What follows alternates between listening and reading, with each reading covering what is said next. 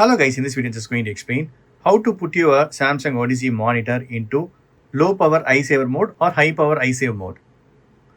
So it's very simple. So you need to press and hold this home button. Okay. And okay, just scroll down. Scroll up and just come to right side. Here you can see this eye saver mode. Okay. But not this one. Okay. So already I have set high power high saver mode. Okay, so I'm going to just press it, the center button. So it's changed. So if you want to turn it off, right, if you're playing any games, it will be going to game mode. Super cool. So it's turned off. Eye saver mode is turned off, but if you want to turn it on, just you can tap it. So automatically game mode is on. Okay, and if you want to check the FPS setting also, you can check it.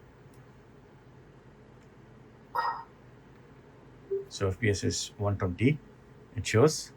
So that's it, friends. This is the way you can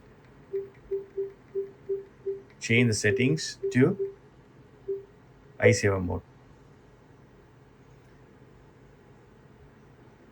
So that's it, friends. Hope this video is very much helpful. Thank you so much for watching. Please put a comments and feedbacks in media forms. Thank you. Bye and take care.